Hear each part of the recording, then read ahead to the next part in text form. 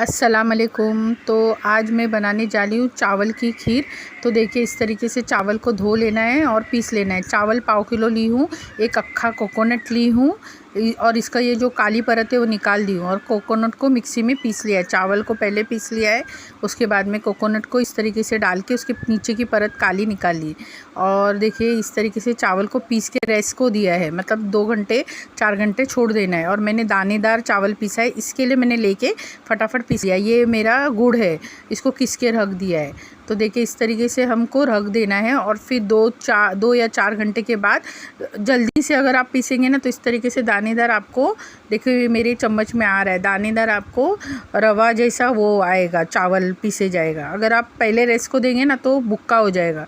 तो हमको बुक्का नहीं चाहिए, दानेदार चाहिए, क्योंकि वो पकेगा ना इसमें हांडी में।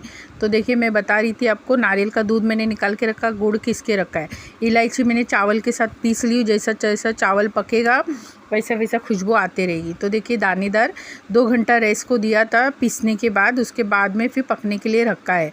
तो इसको पकाएंगे। पाव किलो चावल का आधा किलो होने वाला है, आधा से सारी चीज़ें 1 किलो हो जाएगी सब मिला के। तो देखिए इस तरीके से 1 किलो 1.5 किलो हो जाता है। देखिए इस तरीके से चावल दानेदार है, मेरा पूरा दानेदार चावल है। रीज़न है कि मैंने जल्दी से चावल लिया, उसको पीस दिया और उसके दूध गर्म हो रहा है। दूध अच्छे से गर्म करेंगे, जोश लाएंगे ऊपर तक का, क्योंकि दूध एक बार गर्म हो जाता है ना तो बराबर लेवल में वो दोनों चीज़ें हो जाएगी आपका। तो इसका बहुत ध्यान रखना, कि आपको लेवल में दूध अच्छा जोश गरम करना है, क्योंकि एक बार गरम कर देंगे तो फिर हम आहिस्ता आहिस्ता उसमें डालते रहेंगे। तो पूरा दूध जब तक ऊपर नहीं आए तब तक आपको गरम करना है। तो देखिए इस तरीके से गरम हो गया मेरा दूध। उसके बाद में वो कंची में हिला ही रही हूँ हाथ से, क्योंकि उसको चावल को हिलाते रहना है, नीचे लगने नहीं देना है। तो ऐसी नोक वाली कोई चीज़ लेना जो आप अच्छे से उसको घुमाते रहे। देखिए इस तरीके से घुमाते रहिए और वो पकते रहेगी। 1 घंटे का पूरा प्रोसीजर है, 1 से 1.5 घंटा लगेगा ही लगेगा अगर आपको खीर बनानी है तो। इस तरीके से कंची से, क्योंकि चावल पकना बहुत ज़रूरी है और ये दानेदार चावल है मेरे। तो और इसमें मैंने नमक थोड़ा सा हल्का, आपकी चुटकी भर इतना नमक लेना, क्योंकि चावल को टेस्ट आए। और इलायची अंदर डाल देना। गुड़ मैंने किसके रखा था, वो जब चावल पक गए, मुझे पता चला 20-30 मिनट के बाद चावल पक गए तो मैंने गुड़ डाला, क्योंकि यही वक्त होता है गुड़ डालने का। अगर अब इसी वक्त में अगर आप गुड़ नहीं डालोगे तो फिर मुश्किल हो जाएगी। तो गुड़ के साथ चावल भी पक रहा है। उसके बाद में जब आपको लगेगा कि गुड़ और चावल दोनों पक गया तो हम फिर उसके बाद में जो दूध पका रहे वो डालेंगे, दूध डालेंगे, नारियल का दूध नहीं, सिर्फ दूध डालेंगे। तो देखिए इस तरीके से कलर देखिए कितना डिफरेंस हो गया, आपको दिखाई दे रहा है कलर बहुत डिफरेंस हो गया। अब दूध डालेंगे, थोड़ा थोड़ा करके डालेंगे, पहला डालेंगे फिर घुमाएंगे, फिर डालेंगे फिर घुमाएंगे।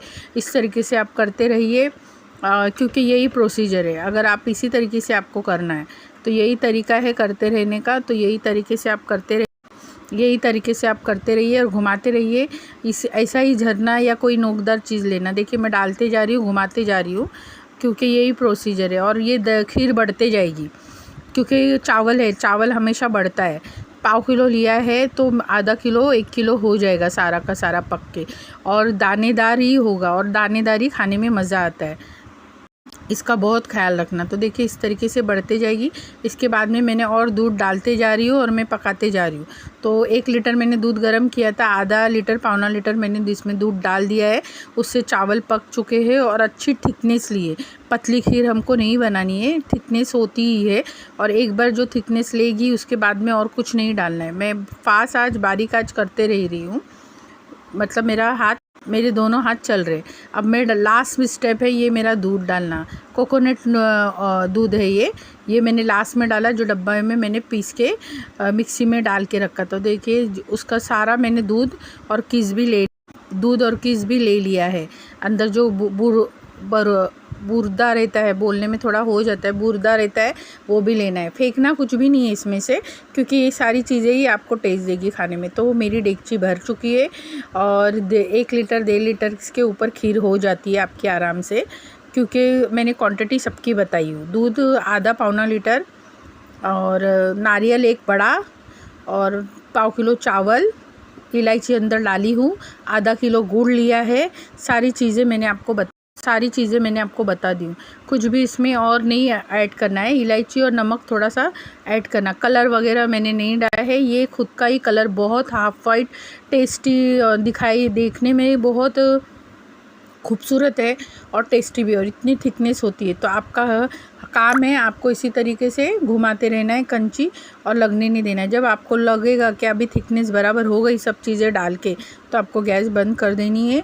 तो माशाल्लाह से आपकी खीर बन जाएगी। तो मैंने पूरी भी बनाई थी, तो आगे की रेसिपी पूरी की भी है। तो मैंने पहले जैसे ही हो गई तो मैंने टेस्ट के लिए भी निकाली थी प्यालों में, क्या थोड़ी देर के बाद, मगर थोड़ी देर के बाद ठंडी होने के लिए छोड़ देना है आपको।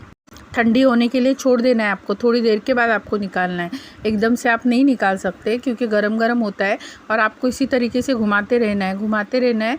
रीज़न ये कि यही काम है, जब खाना पकाते हैं तो कुछ चीज़ों के लिए आपको खड़े ही होना है, और ऐसी टेस्टी चीज़ों के लिए तो आपको रहना ही रहना है। तो देखिए फिर मैंने थोड़ा सा ये कर दिया। अब मैं रेस्ट के लिए छोड़ दिया था आधा एक घंटा, उसके बाद में फिर मैंने आके इस तरीके से प्यालियों में निकाला है, क्योंकि हम खुद भी तो थक जाते हैं ना इतना काम करने के बाद।